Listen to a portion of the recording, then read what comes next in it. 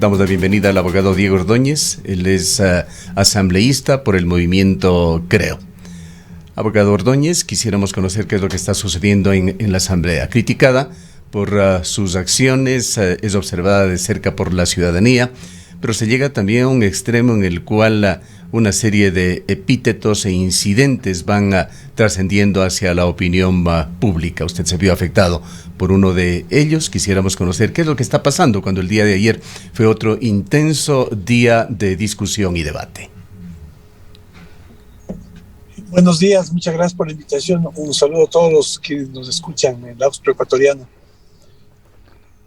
La relación política tiene, digamos, espacios de confrontación y yo creo que no hay que eludirlos, ¿no? Yo recordaba que en la historia política ecuatoriana, en la historia parlamentaria, hay frases muy célebres de personas que con mucha creatividad e inteligencia hacían sorna o sarcasmo que eso es parte del debate político, ¿no? Lo penoso es que se pretenda que no se mencione o no se haga alusión a nadie o se exige respeto desde personas que no ofrecen ese respeto. Quisiera explicarme. Yo tuve un incidente con una asambleísta precisamente de origen cuencano que fue electa por migrantes en Estados Unidos, de apellido Palacios. Yo hice con ella una alusión a una actividad deportiva, una actividad de entretenimiento, y pues ella entendió eso como una alusión a algún acto inmoral. Y pues sin duda no estaba dentro de mi intención eso, ¿no? Yo le dije a esta señora que yo era responsable de lo que escribía, más no responsable de lo que ella entendía. Sin embargo, de eso pues ella presentó una queja. Y en el proceso investigativo, pues yo mostré cómo esta asambleísta que exigía respeto y yo no la había ofendido ni le había acusado de algún delito o de alguna conducta inmoral, se refería al presidente de la República, y voy a repetir, aunque me parece grotesco, se refería al presidente de la República como ladrón de cuello blanco con banda presidencial. Se refería a los hijos del presidente. Mire usted cómo no establecían límite, ¿no? En la relación filial, familiar, de evasores de impuestos. Refiriéndose a otra persona que ejerció un cargo público, la ex ministra Romo, la llama criminal. Bueno, esta señora se sentía ofendida por una alusión a una actividad de entretenimiento y deportiva, pero sin embargo no sentía de manera alguna aludida, ¿no?, a pedir disculpas frente a tamañas agresiones en contra de la honra de personas. No voy a hablar de cargos, estoy hablando de personas. Bueno, lo mismo sucede con el caso de este asambleísta Jarrín, ¿no?, abogado de Correa, que lo que hace en redes sociales es insultar de la manera más procaz a todo el que le critica, de la forma más, con un lenguaje arrabalesco.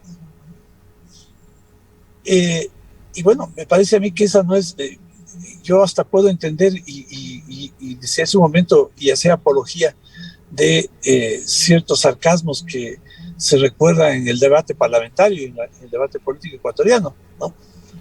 Algunas incluso alusiones, ¿no?,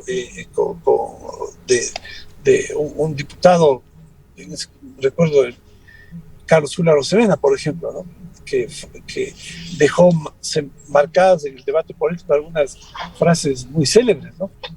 Pero eso dista muchísimo, ¿no? Dista muchísimo de decir vomitivo, de decir me das asco, de decir imbécil, de decir delincuente de cuello blanco, de decir evasores, de decir criminal. Esto dista mucho. Eso es un lenguaje vulgar, arrabalesco, ¿no?, impropio. Pero lo paradójico es que cuando uno le responde de la forma menos ofensiva posible, pues se rasgan las vestiduras y exigen respeto y sanciones. Asambleísta Ordóñez, muy buenos días. Definitivamente situaciones de esta naturaleza deben terminar. ¿Usted considera que las sanciones podría ser el camino, el solicitar que haya una sanción ejemplificadora a los asambleístas que cometen actuaciones de esta naturaleza, atacando en este caso a sus compañeros? Casi nos faltaría llegar a ver imágenes como las de hace algunos años, por ejemplo, a Yamil Mawad con el ojo morado, o otros asambleístas sangrando, volando ceniceros al interior de la Asamblea Nacional. Nos preguntamos que si ya la imagen de la Asamblea está tan venida menos, ¿cuál debería ser el camino? Las sanciones quizás de estas ejemplificadoras para que hechos de esta naturaleza no se sigan repitiendo. Probablemente no, si hay una sanción, esto pueda cambiar, ¿no? Pero yo estoy convencido que es un tema de conducta, de conceptos, ¿no? de identidad de valores. Y me parece a mí que este modelo de relación política tan hostil, agresiva, fue marcado muchísimo por en el gobierno de Correa, y sus pupilos, ¿no? Sus herederos, sus aprendices, quieren mantener el mismo esquema. Insultar, ¿no? De la forma más procaz, pero no les digan nada, pues. No les digan nada. Y esto en relación a la relación entre asambleístas. El problema radica en que los insultos a los cuales Roberto Aguilar se refiere en su crónica son de asambleístas contra periodistas. El asambleísta Torres, a propósito de un cuestionamiento político que le hace un distinguido periodista, José Hernández, sobre cómo se manejan los votos y las posturas de la Asamblea en relación con los pedidos o planteamientos que hace la Presidencia de la República, le dijo pequeña piltrafa. Bueno, le ofendió como quien ofende en una esquina de barrio, ¿no? Como quien insulta en una esquina de arrabal. Y esto no está bien, porque no solamente es que ese respeto que se espera, ¿no? Sea en relación con los asambleístas, sino con el resto, y en particular con los periodistas. Y yo le recordaba también a esta asambleísta Palacios, ¿no? y debo recordar al resto de asambleístas, que hay un estándar en cuanto a la libertad de expresión, que pone a los funcionarios públicos, a quienes ejercemos representación política, ¿no? En un nivel, digamos, más bajo de protección respecto a lo que los ciudadanos dicen. Porque los ciudadanos critican, cuestionan, ¿no? Y a veces lo hacen con dureza sobre lo que hacen quienes ejercen cargos públicos o representación política. Y entonces tenemos que, desde esa perspectiva, tener muchísimo más alto nivel de tolerancia y respeto. Yo mismo, en redes sociales... El nivel actual de sí. Los asambleístas en general, por supuesto que hay excepciones, deja mucho que desear, pero también sus actuaciones. ¿Hubo propuestas en algún momento por parte de alguna asociación ciudadana en el sentido de que debería cambiarse la forma de elegir, los requisitos sobre todo para elegir asambleístas en el Ecuador y en general para elegir ciudadanos a cargos políticos? El día de ayer mantuvimos un diálogo con Fernando Vega. Él fue asambleísta constituyente, usted debe conocerle muy bien, ex sacerdote, y él deploraba la atomización de la escala de valores que se evidencia en Ecuador en todos los ámbitos, y señalaba, lo hacía públicamente en entrevista con este medio de comunicación, decía: para evaluar el estado de situación de la ética en el Ecuador hay que ir o a las cárceles o a la asamblea. Así se refleja de alguna manera lo que está sucediendo y la percepción ciudadana que se tiene.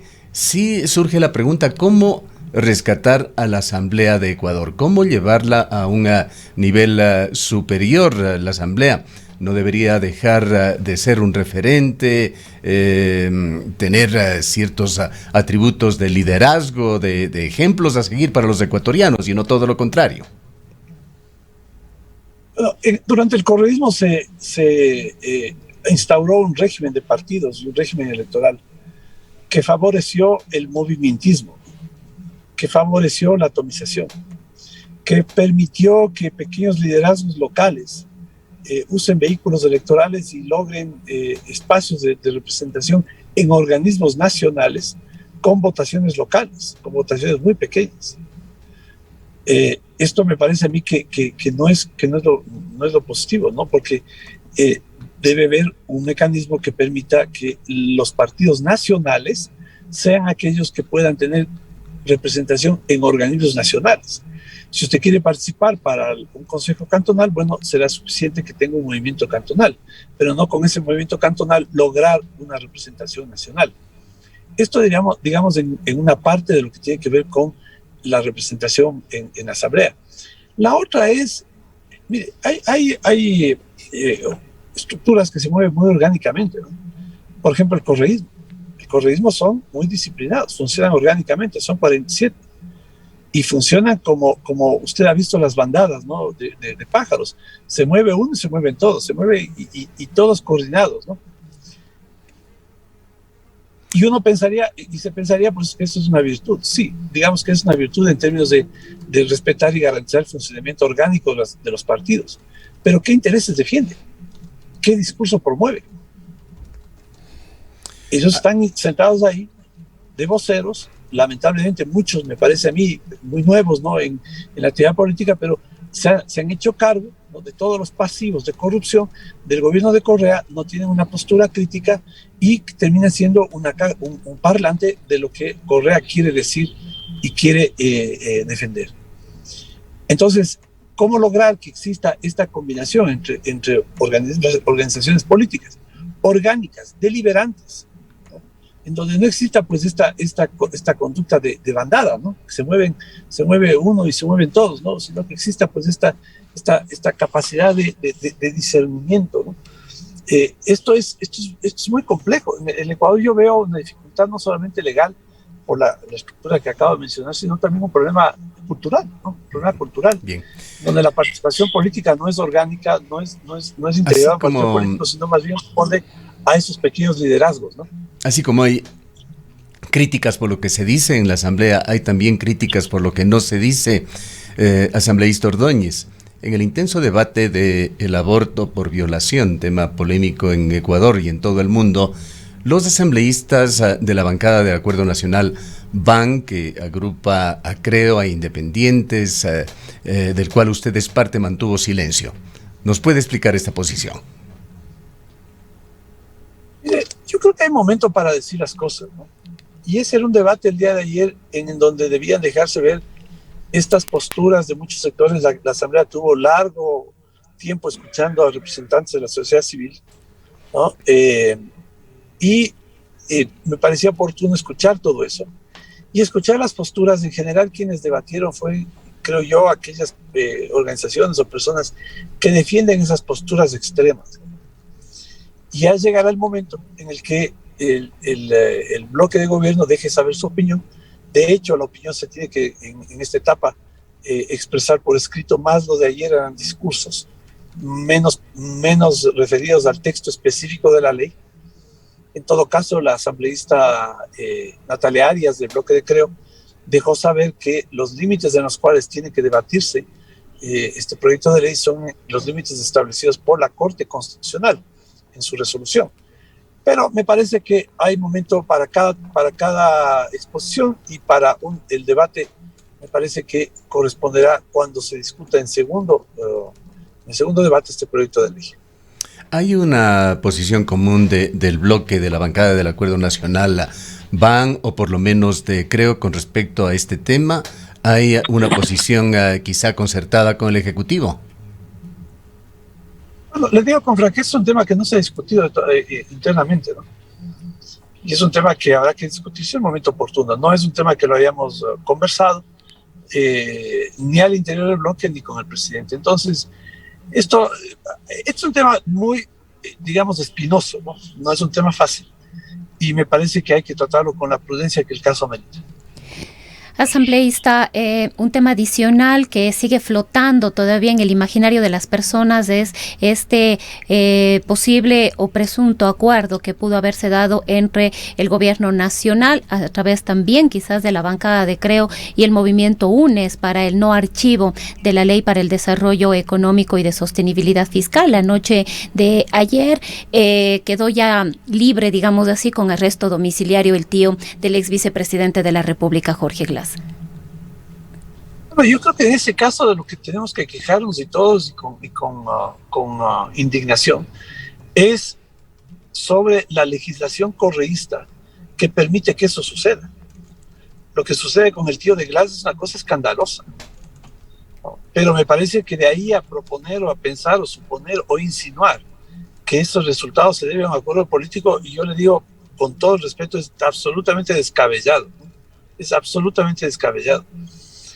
La suerte incluso del señor Glass, en el caso que a él también se han referido, está en manos de los jueces, no está en manos del presidente de la República. Ahí le digo con todo respeto a algunos periodistas, ¿no?, que confunden su rol de tuiteros y no de informadores. Soltaron el rumor y ponían el pacto del indulto. Esto me parece, con el debido respeto, me parece una falta de consistencia profesional con los hechos. ¿Cómo se puede plantear algo que no ha estado jamás ni siquiera planteado o como posibilidad de pensamiento sobre este tema? Un indulto a Glass. Señor Glass y señor Rivera están beneficiándose lamentable y penosamente, ¿no?, de una legislación permisiva, tolerante, laxa, que en temas que tienen que ver con delitos como asociación ilícita, lavado de activos, es mucho más laxa, permisiva, blanda, que cuando se sanciona a alguien que se ha robado un celular. Es así como está la legislación penal. Entonces tenemos que indignarnos por eso y que Rivera y Glass se puedan aventajar de eso.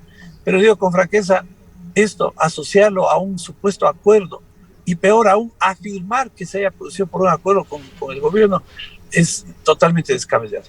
Para finalizar, asambleísta Ordóñez, ¿cómo mira usted la iniciativa anticorrupción del presidente Lasso, que ha recibido también críticas por una ausencia de la sociedad civil?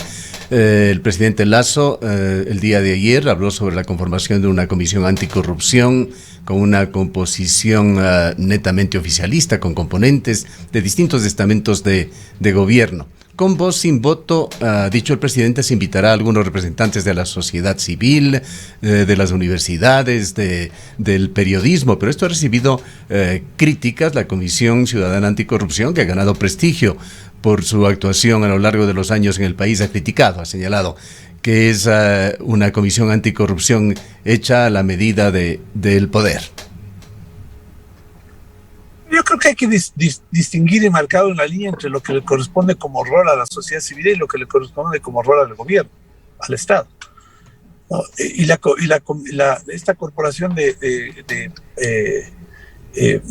anticorrupción es una corporación de la sociedad civil que seguramente responderá a cierto nivel de representatividad. Pero el gobierno tiene que tener un mecanismo, y lo ha planteado dentro de su política anticorrupción, un mecanismo, ¿no?, que esté articulado en las políticas de gobierno para combatir la corrupción. Esto desde el punto de vista del rol del Estado, del ejercicio estatal de una competencia que es fundamental, el que se cuiden que los recursos públicos sean manejados con honradez. Lo que haga la Comisión Anticorrupción le corresponde a la tarea de la sociedad civil. El problema está en cuando se mezclan, ¿no?, y se estatiza la participación de la sociedad civil, que me parece que distorsiona el rol de la sociedad civil. Entonces es importante que sigan haciendo su tarea, sin duda, y que el Estado, el gobierno, haga también su tarea en el combate a la corrupción. Esto no quiere decir que se excluyan ni que se eliminen, ¿no?, sino que pues hay obviamente un rol que hace la sociedad civil, que lo tiene que seguir cumpliendo, y otro rol que hace el Estado. No es la medida de nadie, simplemente en términos de que se garantice la eficacia de la política gubernamental, que no se la puede hacer no se la puede hacer eficiente ni ejercer a través de un órgano de la sociedad civil. Esto me parece que es un tema de concepto, ¿no? Sobre este mismo tema, nada más un detalle.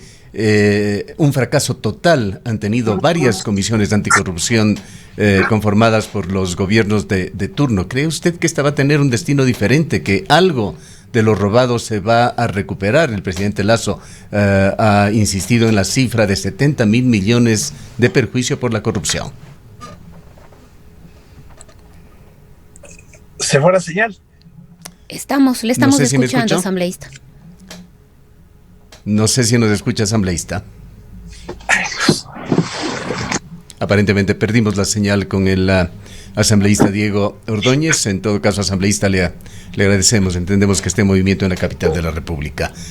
El asambleísta Diego Ordóñez es asambleísta de Creo y del bloque VAN en la Asamblea.